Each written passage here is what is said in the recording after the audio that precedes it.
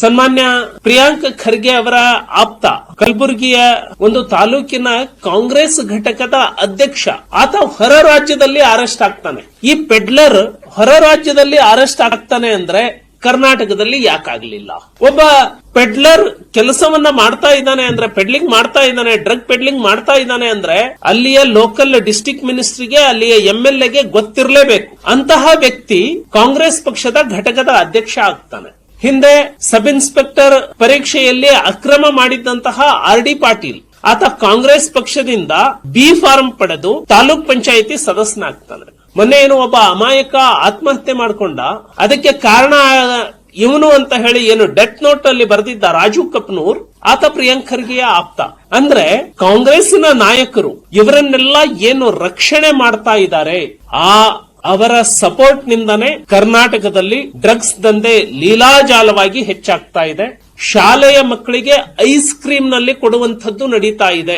ಇವತ್ತು ಶಾಲೆಯ ಆವರಣಗಳು ಕೂಡ ಡ್ರಗ್ಸ್ ನಿಂದ ಮುಕ್ತವಾಗ್ತಾ ಇಲ್ಲ. ಬೆಂಗಳೂರಿನಲ್ಲಿ ಇರುವಂತಹ ಎಲ್ಲಾ ಪಾಲಕರು ಆತಂಕದಲ್ಲಿ ಇದ್ದಾರೆ. ಕಾಲೇಜು ವಿದ್ಯಾರ್ಥಿಗಳು ಮೊದಲು ಡ್ರಗ್ಸ್ಗೆ ಅವರು ಬಲಿಯಾಗ್ತಾರೆ, ಆ ನಂತರ ಕಾಲೇಜು ವಿದ್ಯಾರ್ಥಿಗಳೇ ಮುಂದೆ ಡ್ರಗ್ ಪೆಡ್ಲರ್ ಆಗ್ತಾ ಇದ್ದಾರೆ. ಕಾಲೇಜು ವಿದ್ಯಾಭ್ಯಾಸವನ್ನ ಡ್ರಾಪ್ ಮಾಡಿ ಈ ಡ್ರಗ್ಸ್ ಜಾಲ ಕರ್ನಾಟಕದಲ್ಲಿ ಹೇಗೆ ಹಬ್ಬತ್ತ ಅಂದ್ರೆ, ಇದು ಓಪನ್ ಮಾರ್ಕೆಟ್ ಅಲ್ಲ, 1-to-1 ಚೈನ್ ಲಿಂಕ್ ಮೂಲಕ ಇದು ಹರಡ್ತಾ ಇರುವಂತದ್ದು. ಒಬ್ಬ ಯಾರು ಗ್ರಾಹಕ ಇರ್ತಾನೆ, ಆತ ಯಾರನ್ನ ಪರಿಚಯ ಮಾಡಿಸ್ತಾನೆ ಅವರಿಗೆ ಮಾತ್ರ ಇದು ಸಪ್ಲೈ ಆಗುವಂತದ್ದು. ಆಮೇಲೆ ಇದರ ಬಜೆಟ್ ಹೇಗಿದೆ, ಸಾವಿರಾರು ಕೋಟಿ ವ್ಯವಹಾರ ಇದರಲ್ಲಿ ನಡೀತಾ ಇದೆ.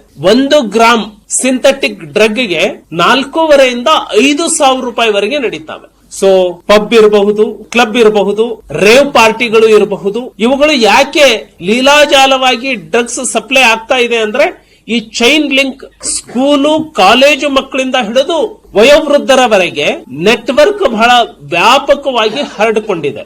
ಸೊ ನಾನು ಈ ರಾಜ್ಯ ಸರ್ಕಾರವನ್ನ ಒತ್ತಾಯ ಮಾಡುವಂತದ್ದು, ಮೊದಲನೇದಾಗಿ ಇಂತಹ ರಾಜಕಾರಣಿಗಳು ಏನು ಸಪೋರ್ಟ್ ಮಾಡ್ತಾ ಇದ್ದಾರೆ, ಪ್ರಿಯಾಂಕ್ ಖರ್ಗೆ ಅಂತವರು ಲಿಂಗರಾಜ್ನಂತಹ ಪೆಡ್ಲರ್ನ ರಕ್ಷಣೆ ಮಾಡ್ತಾ ಇದ್ದಾರೆ.